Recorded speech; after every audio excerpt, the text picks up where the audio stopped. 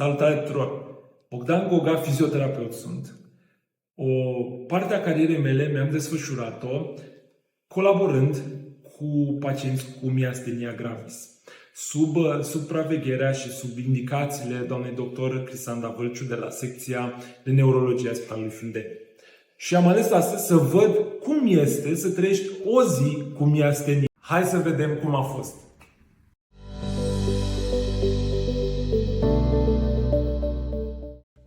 Eu încep normal ziua, poate făcând puțin sport. Am făcut, nu știu, 3 repetări și se simte diferent. Acum mă gândesc un pic mai bine tuturor pacienților care le-am zis: nu te faceți sport, să faceți mișcare sau faceți exercițiile zilnice. Poate nu chiar așa ușor pe cum părere să le zice. Încerc să fac poate în afară, dar faptul că nu văd foarte bine, numai mi-e teamă să urc seara asta.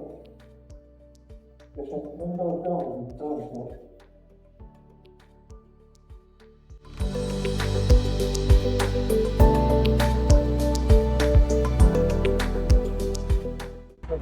Să mergi un pic, deci aici disciplinez stările astea. Ok.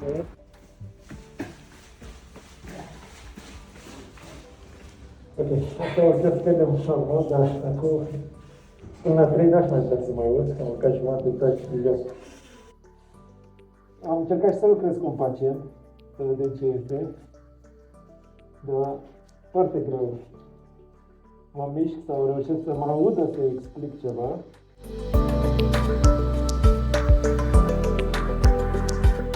Împinge, te rog, cu picioarele. Mă auzi? Da. Ah, ok. Dar trebuie să ții, să vorbesc mai tare un pic. Care iarăși necesită un efort. Relax. Relax.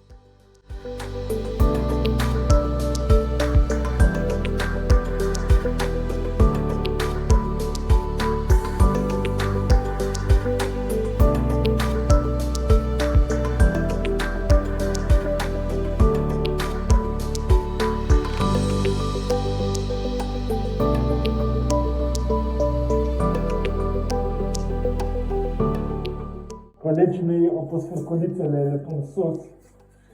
Asta nu mi-e ușor.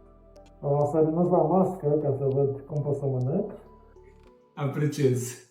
Am chinuit-o mai devreme la exerciții și acum am chinuit și ea. Parcă aș avea cea mai rea răceală posibilă. Adică simt că nu pot să înghit nimic. Nu mă doare așa de tare, dar simt că nu vrea să meargă. Ok, hai să vedem dacă reușim să ducem ceva la gură. Stai, punem mai întâi sosul ca și...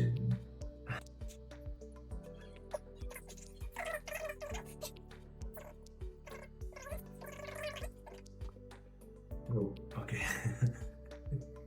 E o senzație interesantă. Ce să vedem, reușim să mâncăm ceva. Ia, ceva mai moale mai întâi, mă gândesc. Țină salată. Acum e foarte ciudat că nu văd foarte bine și pare mai departe totul. Ok. Asta a fost o experiență. La orice înghițitură am teama de a nu mă neca. Adică am văzut chestia asta de multe ori la pacienți și probabil o am acolo mental, în amintire, dar și după 2-3 înghițituri vine să nu mai mănânc, tocmai că parcă nu vrea să intre și nu-mi iese și pur și simplu corpul zice, bă, nu mai mânca că e ok.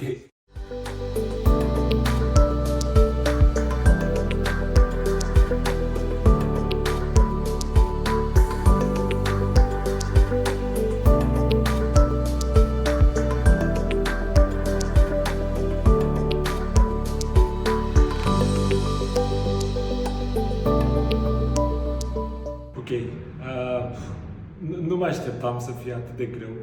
Îmi vin foarte multe lucruri în minte acum, dar e clar că viața mea ar arăta diferit.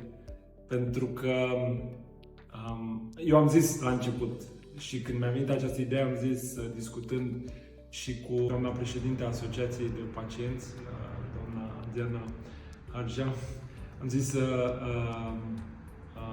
să fac o zi, să încerc o zi din viața mea, dar n-am reușit mai mult de o oră. Și gândul care îmi venea era să scap o dată să dau jos.